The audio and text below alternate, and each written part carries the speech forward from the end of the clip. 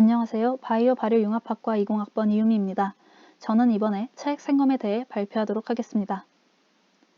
여러분은 체액 생검이라는 말을 들어보셨나요? 체액 생검은 조직 검사, 즉 조직 생검과 조금 대비되는 개념으로 볼 수 있는데요.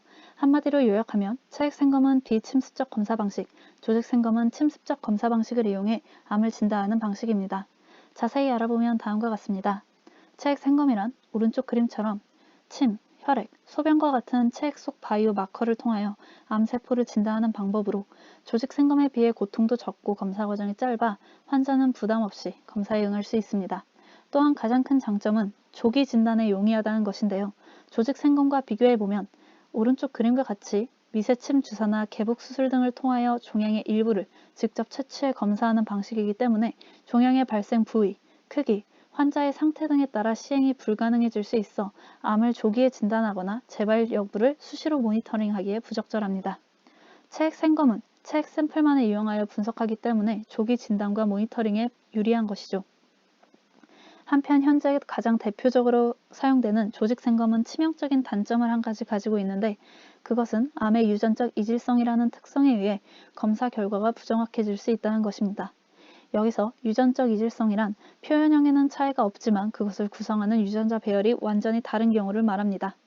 즉, 조직검사로 종양의 일부를 떼어내 검사한 결과 음성이 나왔지만 유전적 이질성에 의해 실제로는 양성일 수 있는 것이죠. 반면 체액 생검은 바이오 마커들을 활용하여 검사하기 때문에 암의 유전적 이질성의 영향은 거의 받지 않습니다. 자, 그러면 어떻게 바이오 마커를 통하여 암을 검사하는 것인지 자세히 알아보겠습니다. 바이오 마커에는 여러 가지가 있지만 주로 사용되는 것은 이 세 가지인데요.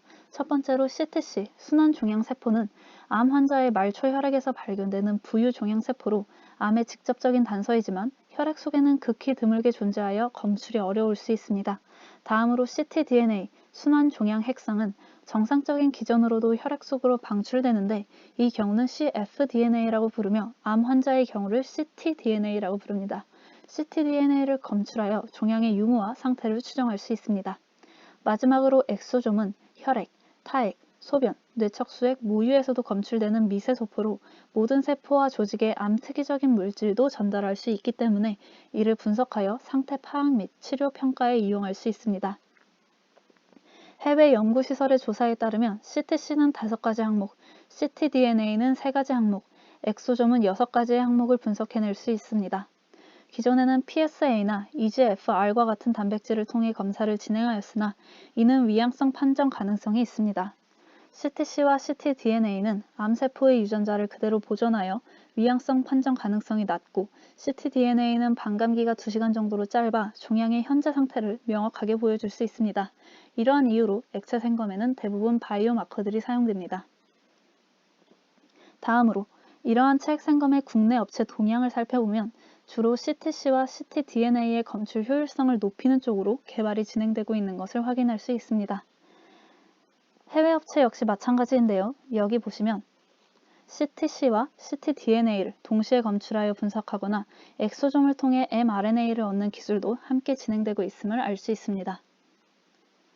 BBC의 한 보고에 따르면 세계 체외 진단 시장은 점차 확산되고 있는 양상을 보이며 특히 암 진단에 대한 체액 생검 시장의 규모가 2020년에 들어 증대된 것을 확인할 수 있습니다.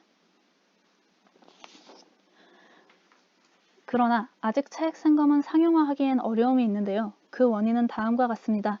첫 번째로 아직 기술적 한계들에 부딪혀 정확한 진단이 어렵고 탐지 대상 돌연변이의 사전 정보를 얻기 위해서는 조직 생검이 필수적이라는 아이러니한 상황이 발생합니다. 두 번째로는 환자의 입장에서 검사 비용이 너무 부담된다는 것인데요.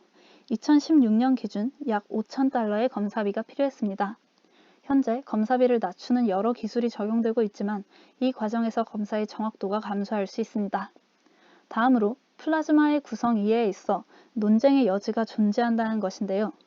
2019년 해외 네이처 리뷰스 제네틱스의 논문에 의하면 적혈구 DNA가 30.1%의 CT 중앙값을 나타내는 것으로 밝혀져 실질적으로 ctDNA의 구성이 알려진 바가 거의 없다는 것을 보였습니다. 마지막으로 다수 피라미터의 측정 및 통합이 제대로 이루어지지 않았다는 것입니다.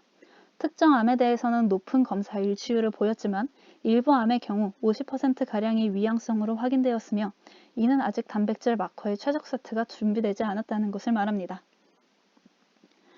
그러나 앞선 과제들만 해결한다면 체액생검은 암 진단에 있어 새로운 패러다임을 제시할 것이고 한국바이오경제연구센터에서도 체액생검의 시장 규모가 2030년에는 24억 달러가량으로 100배 이상 급격한 성장을 이룰 것으로 예측했습니다. 이러한 변화는 암의 치료에 보다 정밀한 가이드를 제공할 수 있을 것으로 보입니다. 이상으로 체액생검에 대한 발표를 마치겠습니다. 감사합니다.